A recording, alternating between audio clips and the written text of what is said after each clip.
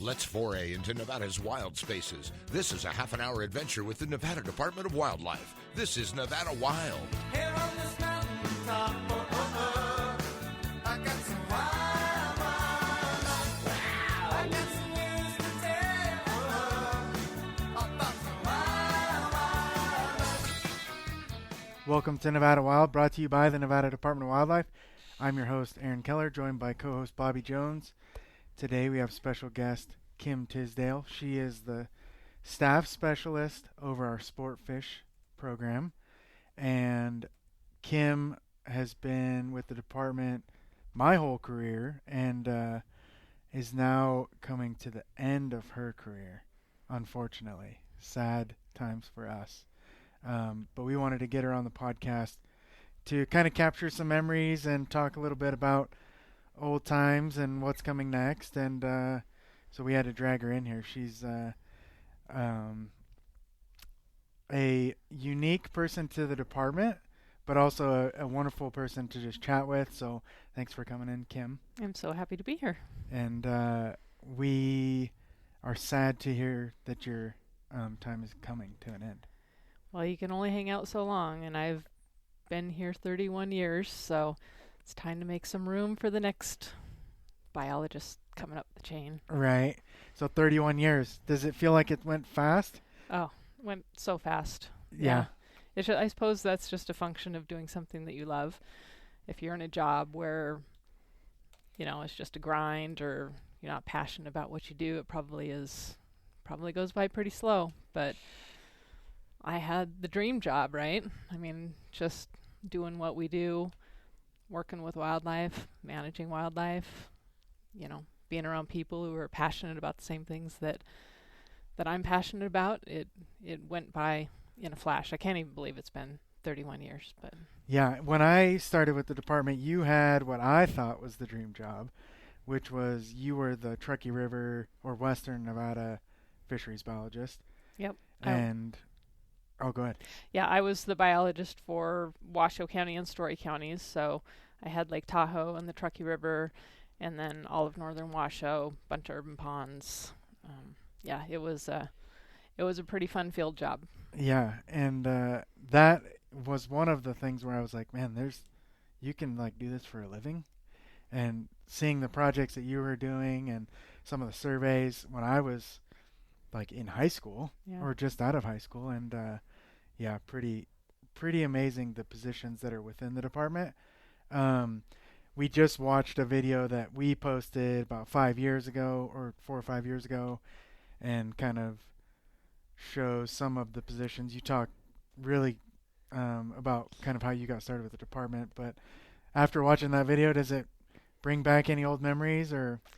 Oh yeah, there's just so many projects that you work on, and kind of scrolled through a bunch of pictures, and you remember, when you've been working for an agency for 31 years, there are so many people that you've worked with. Like when I came into the agency, I was the youngest one, right? And everybody who was there when I started is long retired, and then now I'm at the end of my career, and everybody is younger. And so, you have people from, high school all the way up. So through the course of my career, I've just worked with so many great people and made so many great friends and great relationships. And I just feel so fortunate to have been able to have the career I've had. It's been very fulfilling, and I've really loved it. Yeah. If you were able to pick yourself up or take yourself back in time, is there a project that really stands out, like in the beginning when you were like, man, this is what I get to do for a living? Yeah, I suppose when I was a field biologist, one of my responsibilities was Marlette Lake, and we have a trout broodstock up there. We have cutthroat trout and rainbow trout, and then every spring we collect these fish and spawn out their eggs and take them to the hatchery to grow out, and then those fish get stocked all throughout the state. And so that Marlette holds a special place in my heart. It's not just a one-day project. you go up there at the beginning of the spawn, and then we're up there for 3-4 weeks. You have somebody staying up there the whole time. You have a little camp trailer up there. And so, not only being able to, put your hands on so many beautiful fish, have the opportunity to spawn them, which is really fun. But also at the end of the day, when everybody goes home and you're staying up there, up at Marlette, all by yourself, one of the most beautiful places in Nevada, that's a project program that is very special to me. We always had lots of volunteers and stuff that go on these projects, and so my kids were able to come up and help on those projects, and we would camp overnight, and it was just really great memories. Yeah, it's interesting that you pick a project that's still going. Oh yeah. That's not a one-off project. That's an annual project that has been going since the 80s. Right. Every year. Last year was the first year when we haven't had that project because they're redoing the outlet structure on the dam. So they've completed that project, and so Marlette's filling back up. So hopefully we'll be able to reinstate that program this year, maybe next, depending on the fish and the water levels. Right. Well, that's the question then. What are the odds we can get you to volunteer for us at Marlette? I have a feeling you might be seeing me at Marlette in coming years in my retirement. That's so a just tough ask. just because I'm retiring doesn't mean that I hold any less love for what we do and fisheries, and we're so lucky to be able to, work with a resource like that. Yeah, there was some photos in that video that stuck out to me, and a lot of them are just you holding just giant fish. I mean, all the biggest fish. The biggest fish that are, Yeah, we have every year we do our, we get big fish everywhere, but every year we usually do our river survey. So we'll do the Truckee every year, and we do the East Walker every year, and inevitably we always pick up some really nice big browns and rainbows, and you can't miss that opportunity, right? I mean, everybody loves big fish, and they're beautiful. And it always cracks me up every time we're doing these surveys, and you got this giant bucket of fish, and every trout you pick up, everybody's like, "Ooh, that's a nice one. Oh, that one's beautiful." Right. So you're doing it for 20 years, and it never gets old. It's just always, they're just beautiful. We love the fish. Got to have a picture with them. Mm-hmm. And so I have a pretty good collection of me holding big fish. So good souvenir to take into retirement. Right. That was one of my funny questions was, who are there more NDOW pictures of? And is it of you with big fish or your kids? Because your kids are in, every other publication. Yeah. True. No, that's one of the things that Zach, who's also in our conservation education, he's the Western Region supervisor. It was Aaron Meyer, who is now our conservation education chief. He was always so impressed that my kids really knew how to hold a fish. I was going to say, I've got a feeling a lot of people have been pinging you for fish pictures for a long time, and I'm one of them. Yeah. No, That's at least 3 of us. Yeah.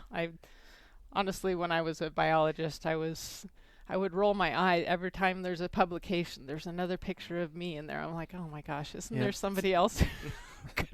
It was getting to be a little ridiculous after a while. I bet if we looked back, the Tisdale kids were in there for 15 years. Oh yeah.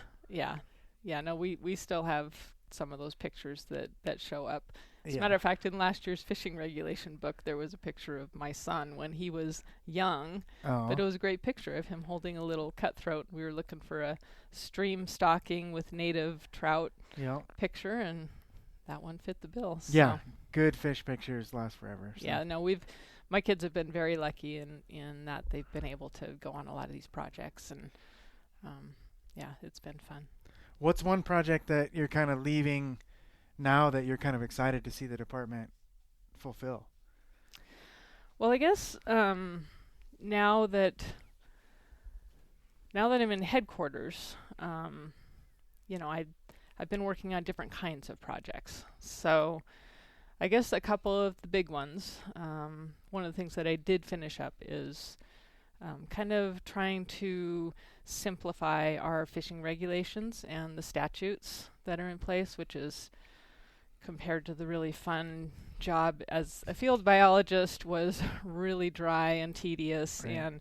But it was something that really irritated me as a biologist. It's like how convoluted and complex our regulations were, and I just wanted to make it simpler. And so I spent a lot of time doing that, and we've kind of finished up with that. And I think our regulations read a lot cleaner now, a lot easier for people to understand, which is great. And so I'm really proud of that. And then the other thing that we're completing right now is we have our native fish slam program, which is allows people to take as much time as needed to go out there and catch all of our native salmonids. So we have Lahontan cutthroat trout, Yellowstone cutthroat trout, and Bonneville cutthroat trout, and then bull trout, red band trout, and mountain whitefish. And once they complete that, their native fish slam, they get a certificate, and we've always also had a baseball cap that we would give them. This year, we've been working on developing a challenge coin medallion to give out for completion of our native fish slam. And so we've been working with artist Jason Barnes, who has a history of working for us. He worked as a Trout Unlimited biologist for many years, and so we work closely with him on a lot of LCT across Nevada. And he also worked for NDOW very early in his career. I hired him as a seasonal worker when I was a young biologist. So I kind of got him into fisheries, and he stayed there, although working for TU. He retired from TU, and now he is focusing his attention on his art. And so he's kind of getting into wildlife art, more terrestrial stuff, but he loves fish. And when I came to him and I asked him if he would be willing to do the artwork for our medallion, he said he absolutely would. Wow. And so had to wait a little bit for him to get free up enough to provide some artwork. And we're featuring the Lahontan cutthroat trout on our first coin.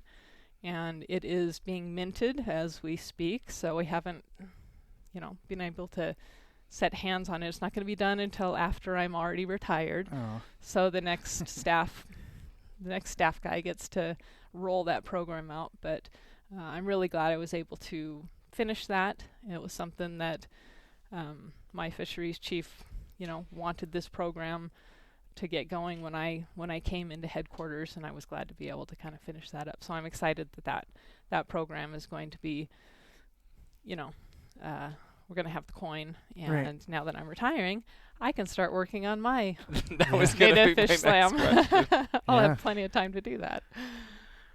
Yeah, that's how you're going to have to put your hands on the coin, is actually to receive the coin. Right. Oh, yeah. Catching all the fish. Yeah. And I've seen the artwork. It's beautiful. It's really really turned out. nice. The coin turned out, just exceeded my expectations. It's really cool. So I'm very excited for people to be able to see it, and it's the LCT right now, but he's going to do the artwork for the whole series. So we're going to, every couple years or however the next staff guy decides to do it, going to feature a new coin. Yeah. So it'll be give That's people the awesome. incentive to go out and do it more than once. Right. Yeah, it's not a small task to be able to go complete the slam. The Nevada Native Fish Slam is, I think, the toughest slam in the West. So a lot of states have these, cut slams or, different fish slams. But Yeah. the Nevada one is difficult just because, our driest state in the nation, right? And so, and our state is huge, and all of these fish are in such remote areas all across the state. So people really have to put on miles and really spend some time seeking out these places, do their research, Mm-hmm. because some of these fish occur in only very small locations where Right. they have to do the research. So It yeah, kind of it's feels tough. like that's part of the draw, though. Mhm. Also, is that you have to work for it. Mhm. It's Yeah. not just a It is. you're going to go do it in a weekend. It is it is an accomplishment. Yeah. Speaking of accomplishments, this is one thing I don't want to miss. Is you were talking about how lucky you were to work with such great people, and I've heard you speak about how it's one of the highlights of your career is hiring people. Mm. And I wanted to ask you, because I think it's a giant number, what percentage of the NDOW staff with at least 15 years of service have you hired? Oh gosh, I couldn't put a number on it. Oh, jeez. So that is one part of my, my career that I did a lot of hiring of people. I hired a lot of seasonals, and it's kind of fun to, watch them come up through the agency. I have division chiefs that I hired as seasonals. Right. So, there's a lot of people that, I wasn't the only person, there's a lot of On the people in the team, yeah. room. I was on the team, but I kind of administered that program and kind of, did all the paperwork and Yeah, I mean, if you added it up, it's 10 kids plus a summer for however 20 many years. 20 years, yeah. So It's most of that's the a people lot of here. people. yeah, Yeah, It's that's a lot. most of the people who are tenured that have been a seasonal you Coming hired. on. At Mhm. least that looking ahead. Plus some because, guys like Jason have yeah, taken other career paths. And yeah, you get people who come in and then they find jobs elsewhere. We've had such great kids, come in and work.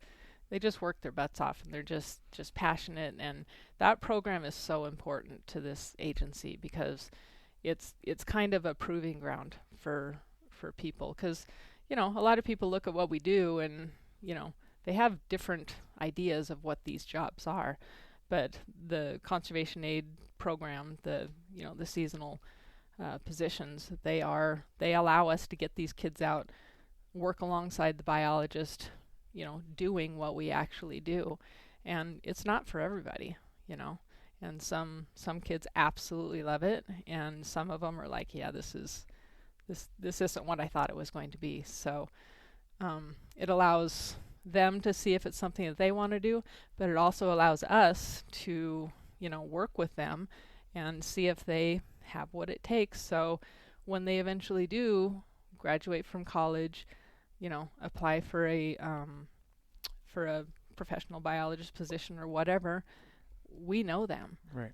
and they know us, and it's a great foot in the door. It's such a great program, and even if they don't work for us in the end, it's great memories. They all really enjoy their work. You guys were both Yep. in the program. Yeah. You guys both. I'm nodding my head. Also Yeah. as you're both talking. hired Yeah. by you Yeah. Yeah. at one point or another. Yep. Yeah. Yep. So Yeah, yeah, that's pretty special program to my heart. I'm really grateful I had that opportunity because it's been very fulfilling for me to be able to hire and see these people move up through the agency. Well, we're in the conservation education division now, but I think, I'd speak for a lot of fishery staff and others that you've mentored a lot of people besides just hiring them on as seasonals and showing them the ropes in the seasonal gig. And as much as anyone that I know, and I just wanted to ask you, coming from us, how does that make you feel? Yeah, well, like I'm hearing a lot of it now that I'm retiring. People are. I talk about I told you about the East Walker survey, and that's a survey that's really special to me. I love doing that every year because we out there, we stay out there on the river, and this past fall we did what would be my final East Walker survey, and all of the biologists that I hired, almost all of them, made that trip. And we all did the survey together. And then one night we all just went around and they expressed, how they felt about me and their appreciation for what I had done for them. And we just, had stories and laughed, and it was such a special evening. And so I am hearing that, but so now you're getting me all emotional. So I just, it's given as much to me as I've given to anybody else. It's just, it's really rewarding to see, where you pick biologists to hire and then see them develop into great biologists and great people. And it's just, it's almost like having kids, it's like you try and make them into the best people that you can be, and then you're rewarded when they do turn into really great people. And it's good to hear that I had that impact on people, and I appreciate hearing that. And I'm so happy that we got to draw that out of you on a podcast. Yeah. Yeah. Well, that was important to me. Only that you would never say it on your own, but you've been a mentor and so important to so many people here that just felt too important not to get it out. Yeah, and the fisheries crew is such a good group, and they work hard, they have fun. You always see fisheries smiling. They're definitely a team, and you've played a huge part in kind of creating that team effort from 30 years, of going to these things and making it what it is. So we definitely appreciate that. Yeah, I really feel fortunate that I was able to end up in fisheries, because I just do feel like it was like the best fit for me and the best people, and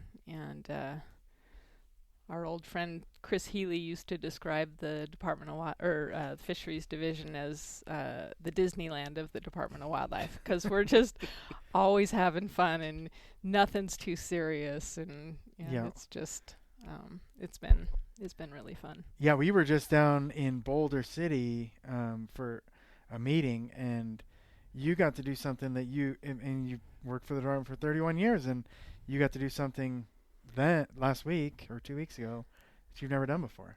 Yeah, crossed off a bucket list item there. So we were able to go down to Lake Mojave with Lisa Osborne, who's the biologist down there, and we helped her out with her razorback sucker surveys. So this is netting for these just giant prehistoric looking sucker fish that are native to the Colorado River system. They're endangered, but they exist in these reservoirs still.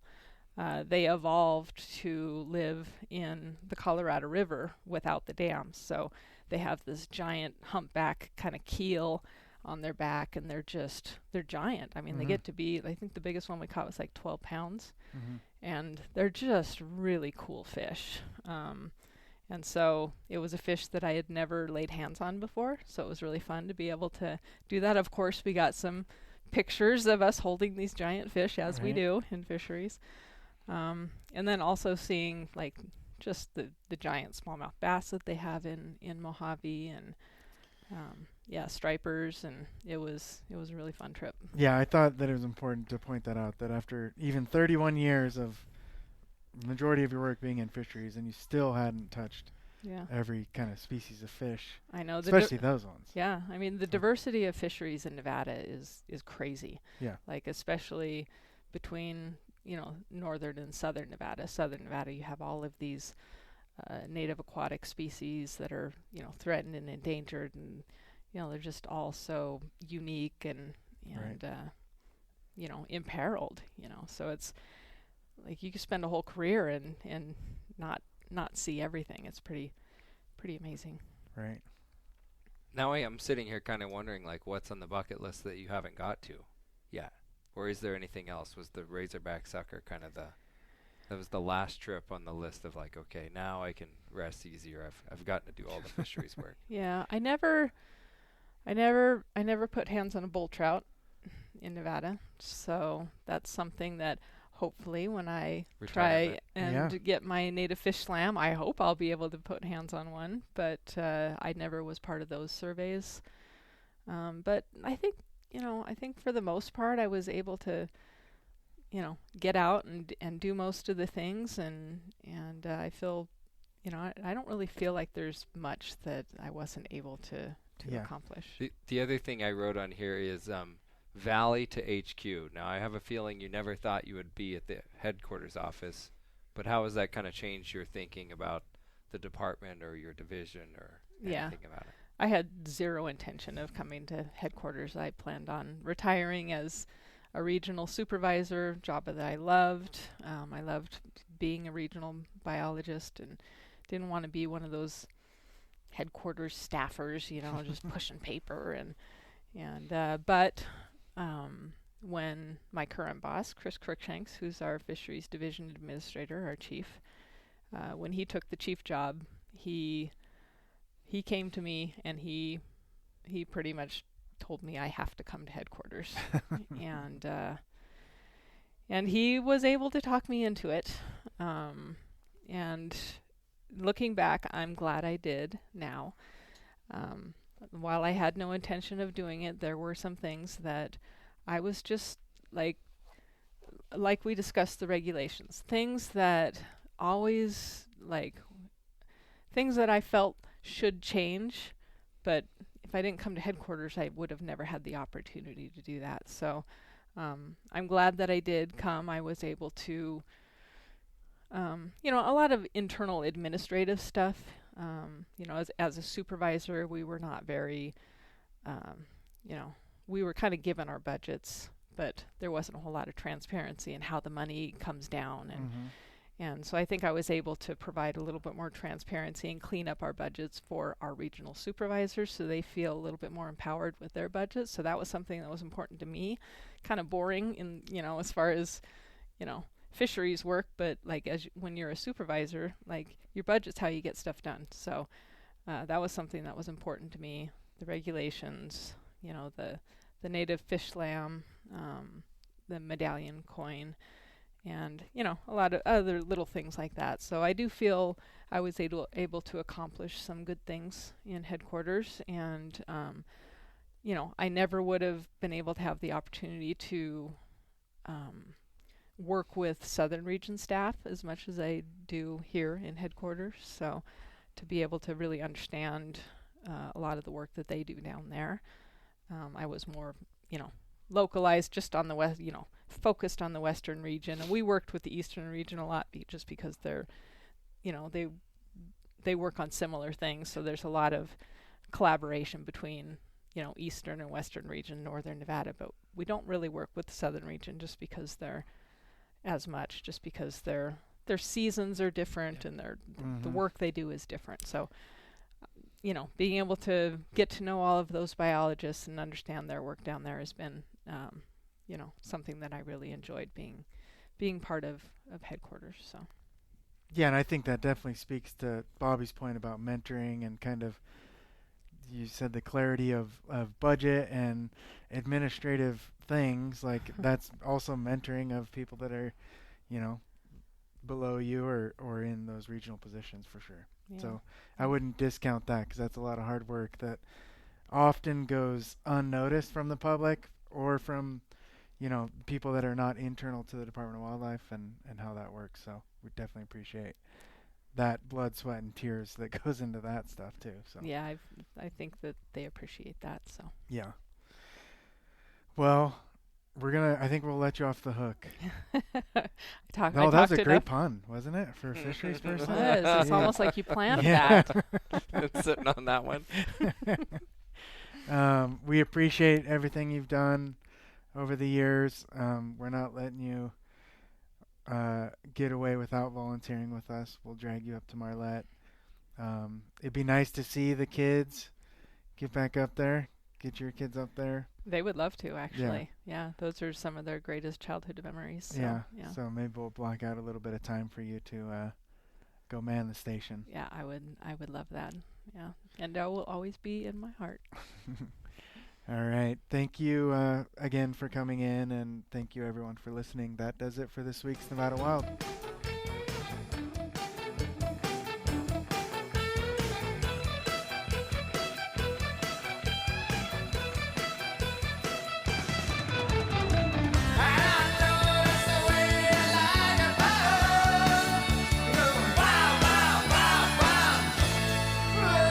Join us again next week for our next adventure, Nevada Wild. It's a production of the Nevada Department of Wildlife.